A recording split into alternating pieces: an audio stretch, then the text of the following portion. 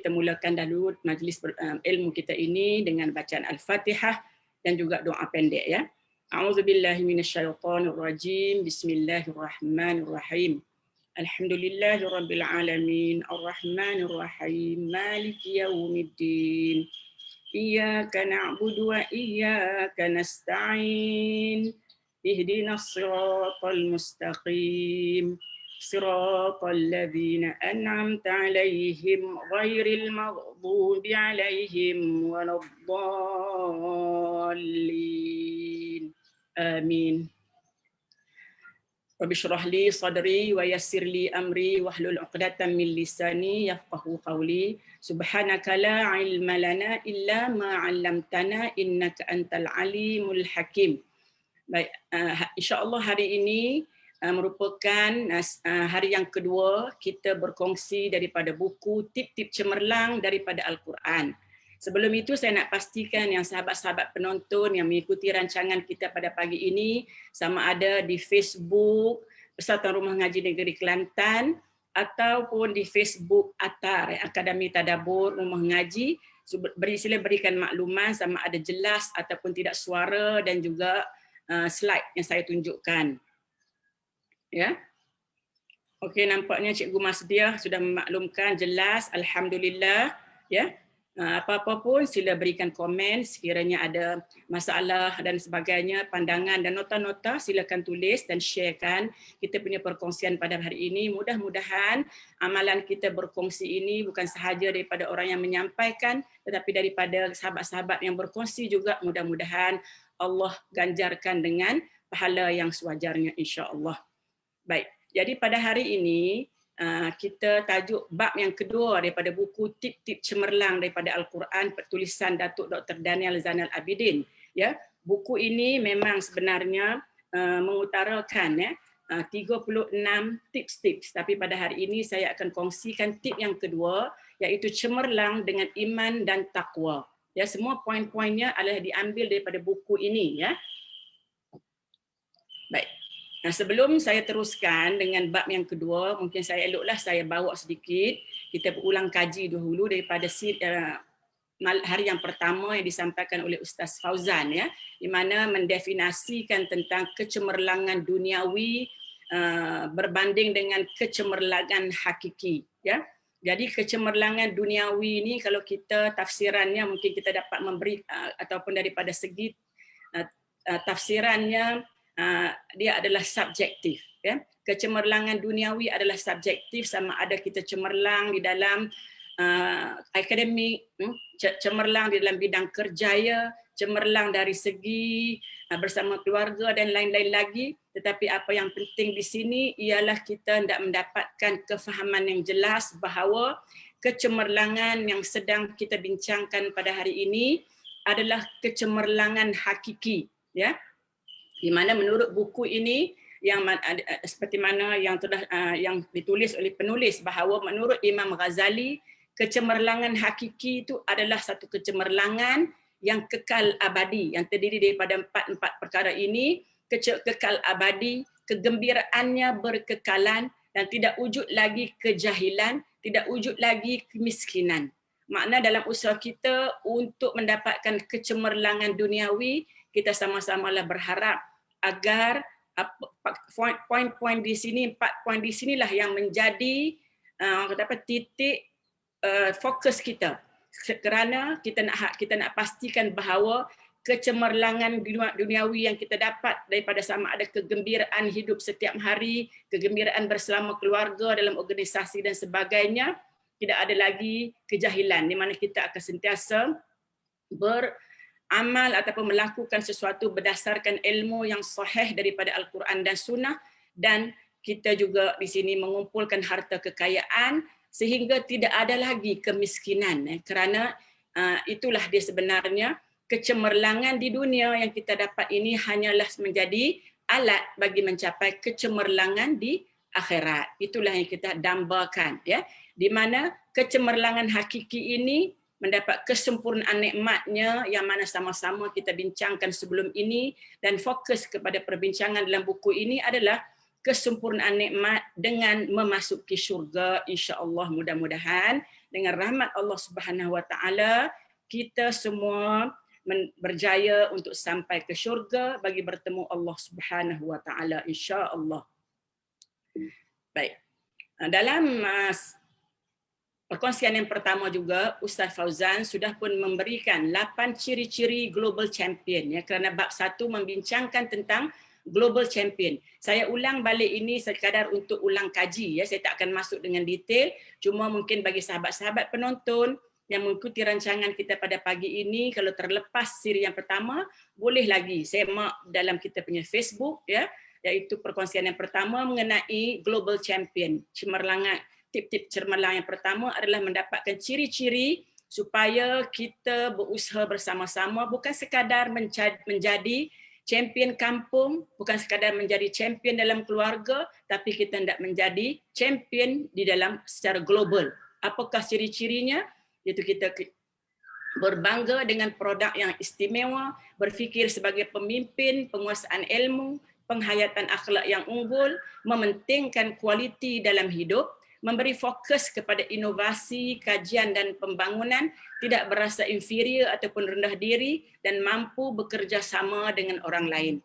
InsyaAllah mudah-mudahan kita sama-sama sebagai satu keluarga Qurani dalam kita berusaha bersungguh-sungguh ya insya-Allah untuk membina ciri-ciri ini di dalam keluarga kita, dalam diri kita, keluarga kita dan organisasi kita insya-Allah. Baik. Jadi bab kedua yang tugasan saya pada hari ini adalah bab yang kedua, iaitu cemerlang dengan iman dan takwa berasaskan kepada ayat yang dituliskan di sini, iaitu ayat surah At-Talaq ayat 2 hingga 3. Jadi jom kita baca sama-sama. Kalau sahabat-sahabat semua sila buka kepada surah At-Talaq, surah yang ke-65 ayat 2 hingga 3. Ayat ini memang tidak asing lagi bagi kita kerana rata-ratanya kita orang Melayu ni kenal dia sebagai ayat 1000 dinar ya. Namun kita lihat macam mana ke ayat ini dapat membina iman dan takwa dalam diri kita ya. Auzubillahi minasyaitonirrajim. Bismillahirrahmanirrahim. Wa man يتق الله يجعل له مخرجا ويرزقه من حيث لا يحتسب ومن يتوكل على الله فهو حسبه إن الله بالغ أمره قد جعل الله لكل شيء قدرا. Dan sesiapa yang bertakwa kepada Allah dengan mengerjakan suruhannya dan meninggalkan larangannya, nescaya Allah akan mengadakan baginya jalan keluar dari segala perkara yang menyusahkannya, serta memberinya rezeki dari jalan yang tidak terlintas di hatinya. Dan ingatlah, sesiapa berserah diri bulat-bulat kepada Allah, maka Allah cukuplah baginya untuk menolong dan menyelamatkannya. Sesungguhnya Allah tetap melakukan segala perkara yang dikehendakinya. Allah telah pun menentukan kadar dan masa bagi berlakunya tiap-tiap sesuatu.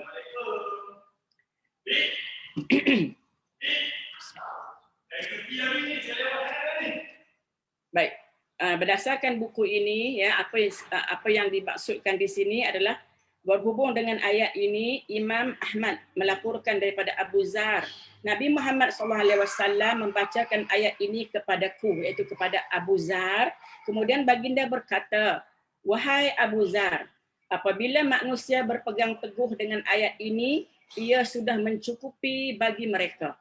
Ya, jadi ayat ini menunjukkan bahawa kecemerlangan bermula dari dalam, ya, iaitu dengan iman dan takwa, ledakan iman dan takwa mampu mengubah dunia dan seisinya. Baik, mengapakah seterusnya topik yang dibincangkan dalam buku ini ialah mengapa takwa itu penting, ya. Jadi takwa merupakan agenda penting dalam kehidupan kerana melaluinya penyelesaian terhadap masalah akan dicapai. Sahabat Nabi SAW ya, Abdullah bin Mas'ud menganggap ayat di atas, iaitu ayat 2 hingga 3 surah At-Talaq ini sebagai formula menyelesaikan masalah teragung dalam Al-Quran.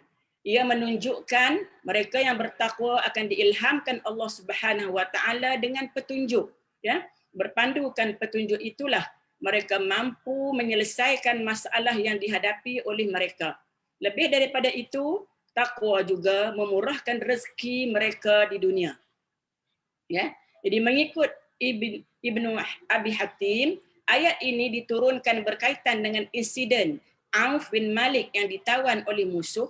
Ayahnya Malik al-Ash'ari meminta nasihat Nabi Muhammad SAW berhubung dengan perkara ini, dan Nabi Muhammad SAW menyuruh Malik memperbanyakkan zikir dengan kalimah la haula wala quwwata illa billah.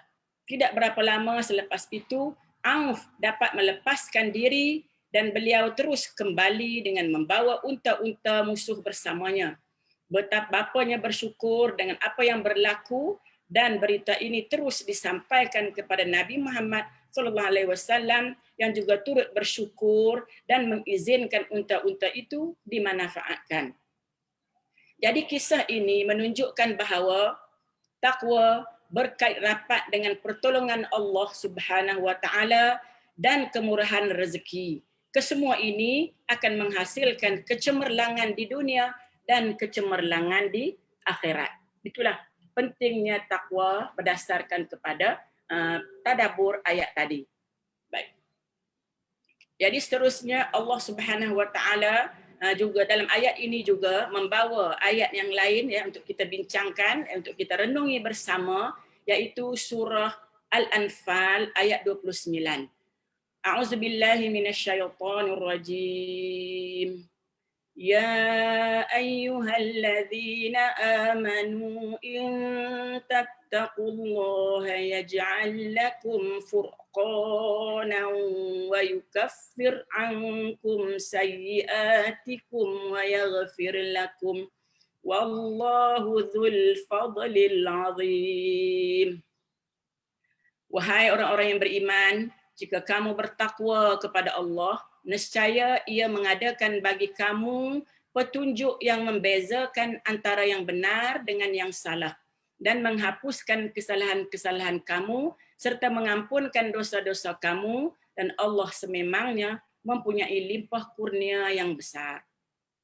Jadi daripada ayat ini, apa yang penulis buku ini hendak fokuskan ialah kepada perkataan furqan, ya, di mana furqan itu adalah merupakan sahabat Abdullah bin Abbas, Imam Mujahid, Ikrimah dan Muqatil bin Hayyan mentafsirkan kalimah furqan dalam ayat ini sebagai jalan keluar. Mengikut setengah riwayat, sahabat Abdullah bin Abbas mentafsirkan sebagai kemenangan dan pertolongan daripada Allah Subhanahu wa taala. Seterusnya Imam Ibn Kathir merumuskan pandangan-pandangan ini dengan berkata, sesiapa yang bertakwa kepada Allah Subhanahu wa taala dengan melakukan apa yang disuruh dan meninggalkan apa yang dilarang, dia akan diberikan petunjuk sehingga dia mengenal yang hak dan batil. Ini menjadikan sebab musabab kepada kejayaan serta perlepasan dirinya daripada masalah di dunia, serta sebab musabab kepada kebahagiaannya di akhirat. Jadi ini daripada ayat surah Al-Furqan, Al-Anfal ayat 29 ini, ya. Itulah maknanya Al-Furqan, bahawa sebagai petunjuk jalan keluar dan juga sebab musabab untuk mendapat kebahagiaan di dunia dan akhirat. Baik, seterusnya dalam buku ini juga, ya, pada muka surat 24, kalau kita ada buku ini, dapat kita rujuk bahawa takwa juga penting kerana dengannya manusia mencapai kemuliaan. Ya, tiada kemuliaan tanpa takwa. Tiada kemuliaan dalam surah Al-Hujurat, ya, di mana surah Al-Hujurat, surah yang ke-49 ayat 13. A'udzubillahi minasyaitonir rajim. Inna akramakum 'indallahi atqakum. Sesungguhnya semulia-mulia kamu di sisi Allah ialah orang yang lebih takwanya di antara kamu. Ya, di sini dengan takwa ini apakah yang dihasilkan? Akan menghasilkan kemuliaan. Ya, Di mana ayat ini menunjukkan dalam Islam kemuliaan manusia tidak ada berkaitan dengan kekayaan, tidak ada berkaitan dengan kebangsawanan, kekacakan, kecantikan, kekuatan, kepahlawanan, ya, kejantinaan bangsa serta warna kulit. Di sisi Allah Subhanahu wa taala, kemuliaan seseorang diukur berdasarkan takwanya, ya. Dan lebih daripada itu,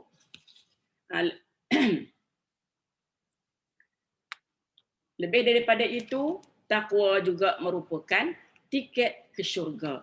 Di mana daripada surah Ali Imran, surah yang ketiga ayat 133, yang dibawa dalam buku ini, wasari'u ila maghfiratin min rabbikum wa jannatin 'arduha as-samawati wal ardu u'iddat lil muttaqin. Dan segeralah kamu kepada mengerjakan amal-amal yang baik untuk mendapatkan keampunan daripada Tuhanmu dan mendapat syurga yang bidangnya seluas segala langit-langit dan bumi yang disediakan bagi orang-orang yang bertakwa. Jadi di sini menurut tafsir Hamka, ya, maka bahagialah hidup di dunia diliputi rahmat dan tersedia kelak syurga yang luasnya seluas langit-langit dan bumi bagi orang-orang yang bertakwa. Justru maka kita sama-samalah berusaha untuk meningkatkan ketakwaan dalam diri kita, kerana mengejar takwa sepatutnya menjadi agenda utama dalam kehidupan kita. Begitulah seperti mana apa yang dinyatakan oleh penulis di dalam buku ini. Jadi seterusnya setelah kita menyebut beberapa kali takwa, ya, cemerlang dengan iman dan takwa, apakah maksud takwa itu? Ya. Jadi apakah takwa? Jadi kalau dalam buku ini, ya, untuk menjelaskan apa itu takwa, penulis sudah memberikan satu contoh bagaimana sahabat Nabi SAW, Sayyidina Umar Al-Khattab, pernah bertanya kepada sahabat Ubay bin Ka'ab berkenaan maksud takwa. Ubay berkata, pernahkah kamu berjalan di sebatang jalan yang dipenuhi onak dan duri? Jawab Umar, ya, pernah.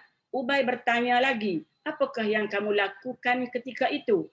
Umar berkata, aku berhati-hati dan bersungguh-sungguh. Berkata Ubay, itulah takwa. Ya. Jadi di sini secara ringkasnya takwa itu didefinisikan sebagai berhati-hati dalam hidup supaya tidak terjebak dengan perkara-perkara yang haram serta bersungguh-sungguh semasa beramal berlandaskan Al-Quran dan Sunnah. Jadi itulah secara ringkasnya definisi takwa seperti yang dibawa oleh penulis di dalam buku ini. Ya. Baik. Jadi seterusnya setelah kita memahami sifat-sifat orang, memahami makna takwa itu, maka kita tengok apakah pula sifat-sifat orang yang bertakwa. Ya. Jadi menurut sahabat Abdullah bin Mas'ud yang mentafsirkan sebenar-benar takwa itu sebagai 5 perkara, ya, iaitu melaksanakan taat dan jangan bermaksiat, sentiasa mengingati Allah, jangan alpa, jangan alpa daripada sehingga kita melakukan perbuatan-perbuatan yang tidak disukai oleh Allah Subhanahu wa taala. Di mana perkara yang keempat ialah sebenar-benar takwa itu sentiasa bersyukur dan jangan kufur. Inilah yang digariskan di dalam buku ini seperti mana yang ditafsirkan oleh sahabat Abdullah bin Mas'ud. Baik. Seterusnya, buku ini juga membincangkan tentang beriman dan bertakwa. Kerana bab kita sini cemerlang dengan iman dan takwa. Adakah orang beriman itu semuanya bertakwa? Tapi kalau mengikut buku ini, ya, di mana iman sejahtera sebagai asas untuk orang yang bertakwa. Seperti mana yang dibawa di dalam ayat surah An-Nisa yang dituliskan di sini, surah An-Nisa ayat 116, ya. Di mana iman sejahtera ialah iman yang berasaskan kepada kepercayaan ahli sunnah wal jamaah. Ia adalah asas kepada takwa. Sehubungan dengan ini, Imam Hazim berkata, ahlu sunnah wal jamaah ialah sahabat-sahabat Nabi SAW serta mereka yang mengikut minhaj serta landasan sahabat Nabi Muhammad SAW daripada kalangan tabi'in, ahli hadis serta ulama fiqh daripada generasi ke generasi sehinggalah ke hari ini. Ya, di antara aspek penting dalam iman ialah beriman kepada Allah Subhanahu Wa Taala tanpa melakukan syirik. Syirik bermaksud menyekutukan sesuatu dengan Allah Subhanahu Wa Taala dan terbahagi kepada dua, iaitu syirik besar dan syirik kecil. Ya, mereka yang melakukan syirik besar terkeluar daripada Islam. Contohnya golongan yang mengatakan Allah Subhanahu Wa Taala mempunyai anak dan Allah Subhanahu Wa Taala menjelma ke dalam diri makhluknya. Jadi berhubung dengan ini, Allah Subhanahu Wa Taala menyatakan di dalam surah An-Nisa ayat 116, ya. Ya ayyuhalladzina amanu taqullaha haqqa tuqatih wa la tamutunna illa wa antum muslimun. Wahai orang-orang yang beriman, bertakwalah kamu kepada Allah dengan sebenar-benar takwa dan janganlah sekali-kali kamu mati melainkan dalam keadaan Islam. Wa'tasimu bihablillahi jami'an wa la tafarraqu. Dan berpegang teguhlah kamu sekalian kepada tali agama Allah dan janganlah kamu bercerai-berai. Ya. Jadi orang yang bertakwa ini, orang yang beriman tidak semestinya bertakwa. Maka orang yang beriman dengan iman yang sejahtera sahaja yang akan mencapai tingkat takwa. Baik, jadi iman adalah asas takwa seperti mana yang diterangkan tadi dengan tidak melakukan syirik dan juga daripada ayat ini disebutkan ya, innallaha la yaghfiru an yushraka bih wa yaghfiru ma duna dzalika liman yasha wa man yusyrik billahi faqad dhalla dhalalan ba'ida. Sesungguhnya Allah tidak akan mengampunkan dosa orang yang mempersekutukannya dengan sesuatu apa jua dan akan mengampunkan yang lain daripada kesalahan syirik itu bagi sesiapa yang dikehendakinya menurut peraturan hukum-hukumnya. Dan sesiapa yang mempersekutukan Allah dengan sesuatu apa jua, maka sesungguhnya ia telah sesat dengan kesesatan yang amat jauh. Ya. Baik. Seterusnya, amal ibadah adalah merupakan syarat kepada kesempurnaan iman. Di bawah bab kedua ini, tajuknya cemerlang dengan iman dan takwa, maka di sini di-highlightkan ataupun difokuskan bahawa amal ibadah adalah merupakan syarat kesempurnaan iman. Ya. Iman itu disempurnakan dengan amal. Menurut Sahih Muslim, yang disyarahkan dalam syarah Imam Nawawi. Jika amal soleh berkurangan dan maksiat meningkat, iman akan kendur dan pudar. Baik, jadi apakah kesan takwa? Ya, kesan takwa ialah mereka yang bertakwa dimuliakan Allah Subhanahu Wa Taala, dikurniakan kunci penyelesaian dalam hidup serta dimurahkan rezeki. Sebagai contoh, Khalifah Umar bin Abdul Aziz, ya, pada yang merupakan khalifah Bani Umayyah yang memerintah dari tahun 717 hingga 720, pemerintahannya memakan masa 30 bulan. Ya, dalam jangka masa itu kemiskinan berjaya dibanteras dan rakyat berada dalam kemewahan. Jadi itulah kesan takwa bahawa dapat menyelesaikan segala masalah dan juga murah rezeki. Itu dicontohkan pada zaman Khalifah Umayyah yang berlaku pada tahun 717 hingga 720. Jadi seterusnya, apakah buku ini setiap babnya akan berakhir dengan ledakan kecemerlangan, ya. Jadi ledakan kecemerlangan yang dibincangkan ataupun diutarakan di sini ialah takwa adalah kekuatan dalaman yang hebat lagi unik. Ya. Ledakannya mampu mengukir sejarah baru di dunia justru bersihkan iman kita daripada syirik dengan menjauhi perbuatan-perbuatan khurafat, tangkal, tahyul serta bomoh-bomoh sesat. Ya, pastikan kita melakukan ibadah-ibadah wajib setiap hari dan menjauhi sebarang maksiat dalam hidup. Berkawanlah dengan rakan-rakan yang soleh supaya kita tidak terbabas. Allah Subhanahu wa taala menyatakan dalam surah At-Taghabun ayat 16 ya, yang bermaksud bertakwalah kepada Allah Subhanahu wa taala sedaya upaya kamu ya. Jadi itulah, maka kita sebagai penutupnya, insya-Allah mudah-mudahan kita sama-sama dapat jadikan takwa sebagai agenda kejaran dalam hidup sebagaimana manusia mengejar butir permata ya. Jadi sentiasalah kita sentiasa sematkan dalam hati kita, sentiasalah kita sematkan dalam hati kita kenyataan bahawa tiada takwa tiadalah kemuliaan. Tiada takwa hilanglah kunci penyelesaian. Tiada takwa, terbataslah visa untuk ke syurga. Jadi itulah sahaja sedikit sebanyak yang dapat saya kupas daripada bab yang kedua yang bertajuk cemerlang dengan iman dan takwa. Jadi mudah-mudahan perkongsian dalam masa setengah jam ini dapat sama-sama kita renungi dan dapat kita beramal dengannya, dan mudah-mudahan ini dapat kita pertingkat dengan ilmu yang sedikit ini, dapatlah sama-sama kita mempertingkatkan iman yang seterusnya untuk meningkatkan takwa. Seperti mana kita faham bahawa dengan menghadapi bulan Ramadan ini, bulan puasa adalah bulan di mana target utama kita adalah untuk menjadi orang-orang yang bertakwa. Alhamdulillah tajuk ini sangat bertepatan pada masanya. Dengan kita memahami makna takwa, barulah boleh kita membuat perancangan ya untuk mencapai menjadi orang-orang yang bertakwa.